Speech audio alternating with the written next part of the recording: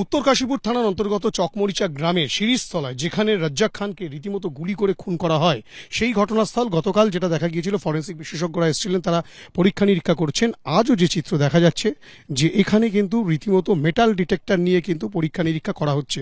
এই সেই ঘটনাস্থল, যেই ঘটনাস্থল থেকে রাজ্জাকের গুলিতে ঝাঁঝরা এবং কোপানো অবস্থায় দেহ উদ্ধার করে পুলিশ।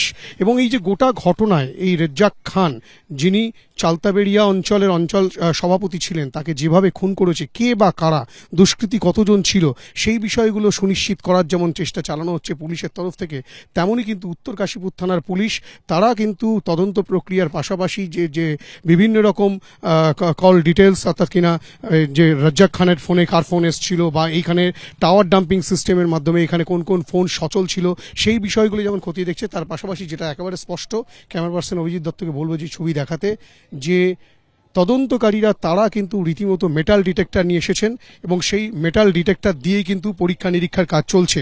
অর্থাৎ এই ঘটনাস্থল থেকে আরও কিছু নমুনা সংগ্রহ করা যায় কিনা এবং আরও কিছু তথ্য প্রমাণ সংগ্রহ করা যায় কিনা সেই বিষয়টা খতিয়ে দেখা হচ্ছে। যদিও এই গোটা ঘটনায় তদন্ত প্রক্রিয়া চলছে, ঘটনার দীর্ঘ সময় অতিবাহিত হয়ে যাওয়ার পর এখনো পর্যন্ত দুষ্কৃতীদের নাগাল তদন্তকারীরা পায়নি। তৃণমূল কংগ্রেসের পক্ষ থেকে সরাসরি অভিযোগ করা হচ্ছে আইএসএফ এর দুষ্কৃতীরা এই ঘটনা ঘটিয়েছে। পাল্টা আইএসএফ অভিযোগ করছে তৃণমূলের অন্তর্দ্বন্দ্বে এই খুন এবং গোটা বিষয়টি নিয়ে উত্তর কাশীপুর থানার তদন্তকারী দলের সদস্যরা তারা কিন্তু তদন্ত প্রক্রিয়া চালাচ্ছেন। গোটা ঘটনা নিয়ে এলাকায় রীতিমতো চাঞ্চল্য। ক্যামেরায় অভিজিৎ দত্তের সঙ্গে হিন্দোল দে, এবিপি আনন্দ, ভাঙড়। গত পরশু রাত 9:30 থেকে 10টার মধ্যে খুনের ঘটনা ঘটে। আপনারা জানেন তৃণমূলের অঞ্চল সভাপতি যিনি বৈঠক করে ফিরছিলেন এবং একেবারে রাস্তার ওপরে খুন হয়ে যান তিনি। 1.5 দিনের বেশি পেরিয়ে গেল কিন্তু এখনো পর্যন্ত একজনেরও হদিশ পেল না পুলিশ। আমরা তো কেউ ওখানে ছিলাম না, আমি তো বাড়িতে ছিলাম।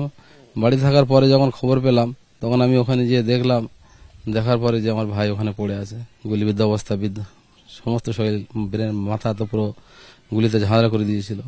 এখন আমরা বোধগম্য যেটা কে করেছে, কোথা থেকে হয়ে যায়, কিন্তু এটা তো আমাদের তো কোনো পরিকল্পনা আমাদের মাথায় আসেনি যে আমাদের মতো ভাই এরকম একটা, সে হয় রাজনীতি করতো একটা পার্টির, কিন্তু আমার তৃণমূল পার্টির সক্রিয় কর্মী ছিল, কিন্তু এমএলএ সাহেবের খুব কাছের লোক ছিল, কিন্তু এইভাবে যে তাকে চলে যেতে হবে এটা কেউ ভাবতে পারেনি, এমএলএ সাহেবও ভাবতে পারেনি।